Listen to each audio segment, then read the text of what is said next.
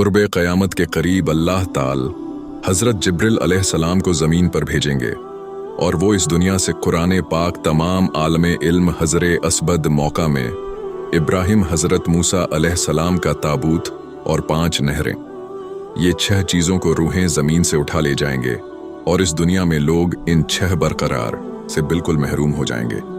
फिर उस वक्त क़यामत से पहले कुछ ऐसे खूंखार कौम आएंगे जिनके औरतें 1000 से ज़्यादा बच्चे पैदा करने की ताकत वाली होगी और वह लोग बहुत ही ताकतवर होंगे जिससे लड़ने की पावर किसी भी इंसान के पास नहीं होगा। इसीलिए उनके खौफ और हैबत से इंसान अपने अपने जानवरों के साथ अपने घरों में छुपे होंगे, क्योंकि वह लोग जहां से गुजरेंगे उस जगह के जंगली जानवर, परिंदे, पानी, हरी व सूखी चीज़ों, सांपों, बिच्छुओं और इंसानों तक कुचत यानी जिंदा खा जाएंगे और जो कुछ भी उनके रास्ते में आएगा सब निस्त नाबूद यानी तबाह हो बर्बाद कर देंगे। तो मेरे प्यारे दोस्त, क़यामत सीरीज के 6ठे वीडियो में हम आप लोगों को याजूज माजूज के बारे में पूरी मुकम्मल जानकारी बताने वाले हैं। जैसे याजूज अब कौन है, किस तरह इस दुनिया पर हमला करेंगे और अभी वह कहाँ है और उस जगह उन्हें किसने कैद किया था और याजूज माजूज किसकी नस्ल से है, वगैरह वगैरह। तो आप लोगों से गुजारिश है कि आप लोग इस वीडियो को पूरा देखें और हो सके तो एक लाइक, कमेंट्स, शेयर करके अपने दोस्त और घर वालों को भी दिखाएं। तो मेरे भाई, अल्लाह की बनाई इस दुनिया में लगभग 20,000 से ज्यादा मखलूक हैं। जिस तरह जमीन को पैदा किया गया उसी तरह से क़यामत के वक्त भी किया जाएगा और इस दुनिया में ऐसी बहुत सी कौम गुजरी है जिन्होंने बेइंतहा जुल्म किया और जुल्म के वजह से अंधेरे हर तरफ छाए हुए थे, जिनको खत्म करने के लिए अल्लाह ने अपने नबियों को इस दुनिया में भेजा।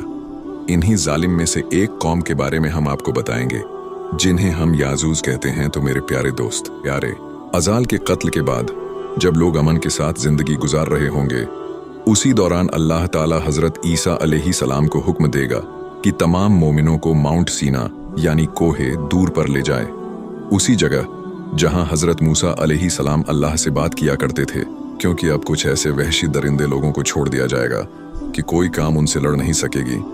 तो हजरत ईसा अलैहिस्सलाम तमाम मुसलमानों को माउंट सीना के किले में ले जाएंगे और वहीं रहेंगे। और प्यारे दोस्तों, इसमें कोई शक नहीं कि दुनिया के तमाम इंसान हजरत आदम अलैहिस्सलाम की औलाद है। इस तरह ये जालिम कौम याजूज भी हजरत आदम अलैहिस्सलाम की औलाद में से ही है और हजरत आदम अलैहिस्सलाम के औलाद हजरत नूह अलैहिस्सलाम के 3 बेटे थे, जिसमें से एक बेटे का नाम याफिज था और याफिज के 12 बेटे थे, जिनमें से 2 बेटों का नाम याजूज था और इन्हीं बेटों से याजूज की नस्ल चली। और अल्लाह ताला ने बनी आदम को 10 हिस्सों में तकसीम किया, 9 हिस्सों में याजूज बनाए और 1 हिस्से में बाकी के आम इंसान बनाए। एक रिवायत के मुताबिक यह लोग काफी और दोष की हैं। याजूज का जिक्र दुनिया के दूसरे मजहब की किताबों में भी किया गया है और कुरान मस्जिद के सूर्य का हफ आयत 33 से 87 तक पूरी तफसील तौर पर गवाही दी गई है कि 2 वहशी खूंखार कबीलों के नाम हैं और वह अपने इर्द गिर्द बहुत ज्यादा त्यां और जुल्म किया करते थे।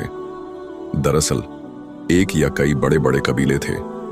ये नॉर्थ एशिया के दूर दराज इलाकों में रहने वाले जंगजू डाकू किस्म के लोग थे और यजूस चौड़े चेहरे पर छोटी छोटी आंखों वाले लोग होंगे। उनका रंग गोरा होगा और बाल काले होंगे। उनके चेहरे जैसे मंडी हुई बालें यानी कुशादा गोल होगा और ये बड़े लंबे चौड़े कद के होंगे। इनका रोज का मामूल बन गया था कि पहाड़ की दूसरी तरफ से ये खूंखार याजूस बड़ी तादाद में आकर इंसानी दुनिया में हमलावर होते और हर चीज को तबाह बर्बाद कर देते। ये कौन इतनी खूंखार थी कि ये बड़े बड़े दरिंदों को भी खा जाया करते, सांप और बिच्छू को भी नहीं छोड़ते थे। जब ये बाहर के दिनों में निकलते तो सारी खेतियां उजाड़ दिया करते थे और हर चीज को तबाह बर्बाद कर दिया करते, यहाँ तक कि इंसानों को भी खा जाया करते थे। उनके लिए इंसानों को हल्ला करना, माल मवेशी लूटना और खेत खलियान को तबाह बर्बाद करना एक मामूली सी बात बन गई थी। और उस वक्त लोग निहायत खौफ की हालत में इस जमीनी आफत से निजात पाने के लिए अपने रब से गिड़गिड़ाकर दुआएं करते थे कि अचानक एक सुबह जब वह लोग सोकर उठे तो देखा कि हजारों की तादाद में आलीशान अजनबी फौज उनके मैदानों में खेमाजन है। ये देखकर वह लोग हैरान और खौफजदा हो गए कि चंद सरदार उस फौज की तरफ गए और फौज के सिपाह सलार से बात करने की ख्वाहिश जाहिर की और इजाजत मिलने के बाद सरदारों को फौज के सिपाह सलार के खेमे में पेश किया गया। सिपाह सलार ने सरदारों को खुशामदीद कहते हुए उन्हें यह यकीन दिलाया कि उनकी फौज ना तो उनके इलाकों पर कब्जा करेगी और न ही उनके माल मवेश कृषि और खेत खलियान को कोई नुकसान पहुंचाएगी। सरदार सिपह सालार का नरम रवैया और अच्छा अखलाक देखकर बहुत खुश हुए, लेकिन जब उन्हें बताया गया कि पहले उनको दुनिया के अजीम बादशाह झूल कर नैन के सामने पेश किया जाएगा, तो वह बहुत हैरान हुए और सोचने लगे कि शायद यह शख्स कुदरत की तरफ से हमारे लिए निजात का जरिया बनाकर भेजा गया है।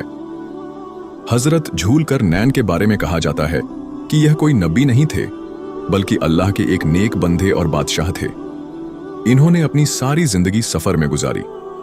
हजरत झूल कर नैन को अल्लाह ताला ने बड़ी कुवैत और ताकत अता की थी और इन्हें हर चीज के रिसोर्सेस दे दिए थे। हजरत झुलकर नैन एक सफर शुरू किया और वह सफर करते करते एक ऐसी जगह पहुंच गए जहां उन्हें सूरज काली कीचड़ में होता दिखाई दिया। वहां पर झुलकर नैन ने किसी किस्म के कुछ लोग देखे। अल्लाह ताला ने हजरत झुलकर नैन से कहा कि अगर आप चाहे तो इन्हें सजा दे दें और अगर आप चाहे तो इनके साथ अच्छा सुलूक करें, ये तुम्हारी मर्जी है। इस पर हजरत झुलकर नैन ने कहा कि जो भी गलत होगा मैं उसे सजा दूंगा और जो नेक होगा उसके लिए कोई सजा नहीं होगी। फिर उसके बाद हजरत झुलकर नैन एक और सफर पर निकले और इस बार वो सूरज निकलने की जगह पर पहुंच गए। अब यहाँ पर भी एक अजीब बात होती है। आप देखते हैं कि सूरज और वहां रहने वाले लोगों के बीच किसी किस्म की कोई आड़ या बचाव नहीं है। वो सूरज से बच नहीं पा रहे थे। इसके बाद हजरत झुलकर नैन अपने तीसरे सफर पर निकले, यहाँ तक कि वह 2 रुकावट यानी 2 पहाड़ के दरमियान पहुंच गए। वहां पर उन्हें कुछ लोग मिले जो बड़ी मुश्किल से उनकी जुबान समझ पा रहे थे और ये वही लोग थे जिनका जिक्र मैंने पहले किया। फिर वह लोग हजरत झुलकर नैन के सामने पेश होकर किसी तरह से बातचीत करके उन लोगों ने हजरत झुलकर नैन से कहा, हमें याजूस व माजूस बहुत ज्यादा परेशान करते हैं। क्या ऐसा हो सकता है कि हम आपको कुछ खर्च वगैरह दे देते हैं और आप इसके बदले में हमारे और उनके दरमियान कोई रुकावट रखकर उनका रास्ता बंद कर दें? इस पर हजरत झूलकर नैन ने फरमाया, जो कुछ अल्लाह ने मुझे अता किया है वह उससे बेहतर है जो तुम लोग मुझे दोगे। लेकिन फिर भी हाँ, मैं तुम्हारा यह काम करूंगा, लेकिन तुम लोग एक तरह से मेरी मदद कर सकते हो। मुझे तुम्हारी कुवैत और ताकत चाहिए होगी। अगर तुम लोग ऐसा कर दो तो मैं तुम्हारे और याजूस माजूस के दरमियान एक ऐसी मजबूत दीवार बना दूंगा जिसे याजूस माजूस ना तोड़ पाएंगे और ना ही उसे पार कर पाएंगे। और हाँ, झुलकर नैन इनका लकब था जो 2 वजहों से दिया गया था। एक तो यह है कि इन्होंने जमीन की 2 इंतहा के सफर किए थे, यानी मशरक से लेकर मगरिब तक, और दूसरी ये कि ये एक ऐसा ताज पहनते थे कि उस पर 2 सींग हुआ करते थे। कहा जाता है कि दुनिया भर के बादशाह इनके ताबे थे और इनके खालजात भाई हजरत खिज्र अलैहिस्सलाम इनके वजीर थे। कुछ लोग सिकंदर आजम को झूलकर नैन समझते हैं, लेकिन ऐसा नहीं है, क्योंकि हजरत झूलकर नैन एक अल्लाह को मानने वाले मुसलमान थे और सिकंदर आतिश परस्त और कई खुदाओं को मानने वाले। हालांकि लोहा शुरू से ही इस दुनिया में मौजूद था, लेकिन लोहे का इस्तेमाल जैसा कि आज हम होते हुए देखते हैं, ऐसा आज से कुछ साल पहले शुरू हुआ। लेकिन हजरत झुलकर नैन हमसे पहले लोहे के इस्तेमाल से वाकिफ थे, इसलिए उन्होंने उन्हें हुक्म दिया कि जाओ और लोहे की मोटी मोटी चादर बनाओ और मेरे पास लेकर आओ, और चादर कैसे बनानी है ये सब हजरत झुलकर नैन ने उन्हें गाइड किया और उन्हें बताते रहे। बहरहाल जब लोहे की मोटी चादर बनकर तैयार हो गई तो हजरत झुलकर नैन ने उन्हें आपस में जोड़ना शुरू किया। इस तरह वह चादर एक दूसरे के साथ जुड़कर एक दीवार की शक्ल में तैयार हो गई। जब यह दीवार खड़ी हो गई तो हजरत झुलकर नैन ने उन लोगों से कहा कि अब इस लोहे को हवा दो, तो उन लोगों ने एक तरफ की धूप के जरिए उस लोहे में हवा दी। इससे वह लोहे की दीवारें गर्म हो गईं और फिर किसी तरह से हजरत झुलकर नैन ने एक तरह की वेल्डिंग करवाकर चादरों को एक दूसरे को आपस में सील दिया और उनके दरमियान कोई गैप, कोई दरार बाकी न रहा और वह एक सिंगल दीवार बन गई। फिर हजरत झुलकर नैन ने कहा कि पिघला हुआ तांबा लाओ। फिर वह पिघले हुए तांबे को गर्म लोहे के ऊपर डाल दिया। तांबा इसलिए डाला क्योंकि तांबा फ्लेक्सिबल होता है ताकि जलजले की सूरत में दीवार गिरने से बच जाए, और इस तरह बादशाह ने पहाड़ों के दरमियान लोहे की एक बड़ी और ऊंची दीवार खड़ी कर दी और याजूस माजूस का इस दीवार पर चढ़ना नामुमकिन हो गया। लेकिन ऐसा भी हो सकता है कि वह दीवार जो हजरत झूलकर नैन ने याजूस माजूस को बंद करने के लिए बनाई थी, वह 2 पहाड़ों के दरमियान न होकर एक गाढ़ के दरमियान भी हो सकती है, और हो सकता है कि याजूस माजूस किसी बड़ी गाढ़ में रहते हो और उसमें से निकल कर आते हो और हजरत झुलकर नैन ने उसी गाढ़ के मुंह को उस बड़ी दीवार से बंद किया हो। फिर दीवार बनाने के बाद हजरत झुलकर नैन ने कहा, मैंने तुम्हारे लिए दीवार बना दी है जो कि बहुत मजबूत है, लेकिन जब मेरे रब की मर्जी होगी तो यह टूट कर रेजा रेजा हो जाएगी। तो इस तरह यह कौम हमारी दुनिया से पूरी तरह से अलग हो गई। लेकिन आज भी वह इस दीवार के पीछे रहकर याजूज माजूज हर रोज अपनी दीवार में खुदाई की कोशिश कर रहे हैं, और वह इस दीवार को तोड़ने की मुसलसल कोशिश कर रहे हैं, और वह हर रोज उस दीवार को छांटते छांटते पतली से पतली कर देते हैं। लेकिन तभी उन लोगों को सूरज की रोशनी दिखाई नहीं देने के कारण उनका सरदार कहता है कि अब लौट चलो, बाकी कल खो देंगे, और उन्हें हुक्म मिलता है कि काम बंद कर दो, अब कल आएंगे और कल खो देंगे। लेकिन अगले दिन जब वो वापस आते हैं तो दीवार फिर से पहले जैसी हो चुकी होती है, और ऐसा कयामत तक होता रहेगा, और उनकी ये कोशिश कयामत तक जारी रहेंगी। यहाँ पर एक बात काबिल जिक्र है कि आज के दीवार तोड़ने में एक लफ्ज का अहम किरदार है, और वो लफ्ज है इंशाअल्लाह। वह रोज दीवार तोड़ने के लिए आते हैं, लेकिन नाकाम हो जाते हैं, क्योंकि अल्लाह ताला ने उनसे दीवार तोड़ने की तौफीक छीन रखी है, और इस लफ्ज की अदायगी को भी। लेकिन वक्त मुकर्रर पर इनकी जुबान से ये लफ्ज यानी इंशाअल्लाह खुद ब खुद आ जाएगा। हालांकि वह मुसलमान नहीं है, लेकिन फिर भी उनका सरदार कहेगा, चलो बाकी का काम इंशाअल्लाह कल पूरा कर देंगे। इस तरह वह शरपसंद को हम दीवार तोड़ने में कामयाब हो जाएंगी।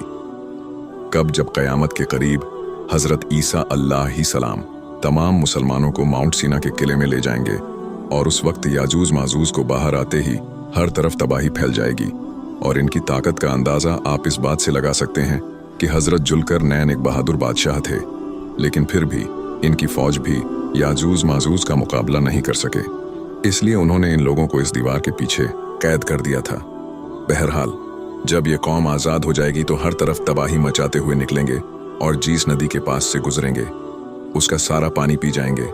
जीस दरख्त के पास से गुजरेंगे, उसे खा जाएंगे, और इनका पहला गिरोह बहरे तिब्बियां पर पहुंचेगा और झील का सारा पानी पी जाएगा। बहरे तिब्बियां फिलिस्तीनी के शुमाल में मौजूद दूध है, और यह फिलिस्तीनी की सबसे बड़ी झील है।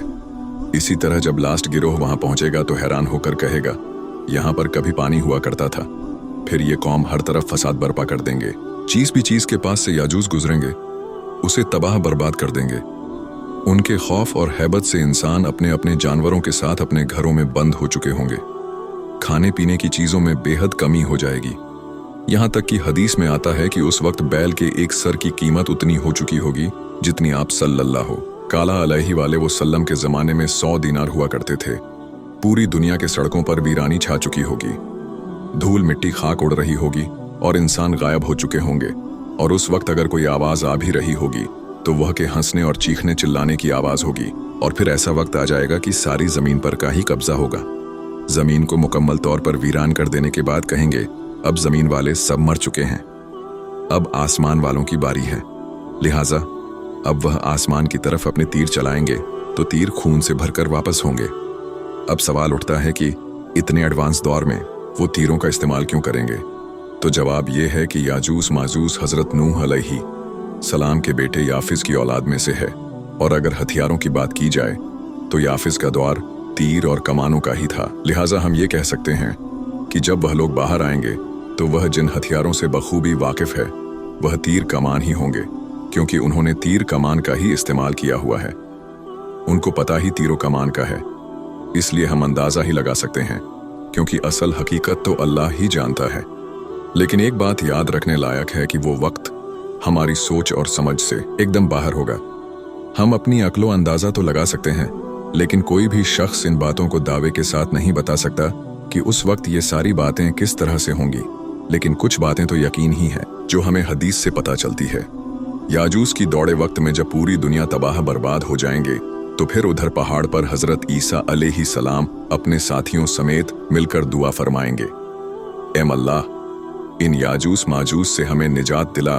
तो हजरत ईसा अलैहिस्सलाम की दुआ कबूल होगी, और हजरत ईसा अलैहिस्सलाम की दुआ वासे ही इन याजूज माजूज की गर्दन में अल्लाह ताला एक बीमारी पैदा करेगा, और वह एक किसी किस्म का वायरस होगा जिससे उनकी गर्दन में एक जख्म पैदा हो जाएगा, और उस जख्म की वजह से वह मर मर कर सड़कों पर गिरने लगेंगे। चारों तरफ इनकी लाशों के ढेर लग जाएंगे। इस तरह से याजूज माजूज की सारी कौम हलाक हो जाएगी। इनकी लाशें इतनी तादाद में होंगी कि सड़कों पर पांव रखना भी मुश्किल होगा। हर तरफ याजूज की लाशें ही लाशें बिछी होंगी। याजूज की मौत के बाद हर तरफ खामोशी छा जाएगी, तो घरों में कैद हो चुके लोगों में करारी पैदा होगी, और वह एक दूसरे से पूछेंगे, क्या कोई है कि जो बाहर जाकर देखे कि यह खामोशी क्यों हो गई, आखिर हुआ क्या? फिर एक शख्स बाहर निकलने के लिए तैयार हो जाएगा और वह यह बात अपने जहन में लेकर निकलेगा कि शायद अब मैं वापस ना आ सकूं। लेकिन बाहर जाकर वह देखेगा कि याजूस माजूस मर चुके हैं और उनकी लाशें एक के ऊपर एक ढेर लगी हुई हैं। और तब वह आवाज बुलंद कहेगा, और सुकून हो जाओ, अल्लाह ने खुद ही तुम्हारे दुश्मन को खत्म कर दिया है। और तब लोग दोबारा से बाहर निकलना शुरू होंगे और वह देखेंगे कि एक हाथ भर भी ऐसी जगह नहीं होगी जहां याजूज माजूज की लाशों की गंदगी और बदबू से भरी हुई ना हो। ये सब देखकर फिर हजरत ईसा अलैहिस्सलाम अपने साथियों के साथ अल्लाह से दुआ करेंगे तो अल्लाह एक तेज हवा और एक किस्म के ऐसे बड़े बड़े परिंदे भी भेजेंगे जिनकी गर्दन ऊंटों की गर्दन की तरह लंबी होंगी और वो याजूज की लाशों को उठाकर कहीं फेंक आएंगे। लेकिन किस जगह फेंक कर आएंगे ये कोई नहीं जानता।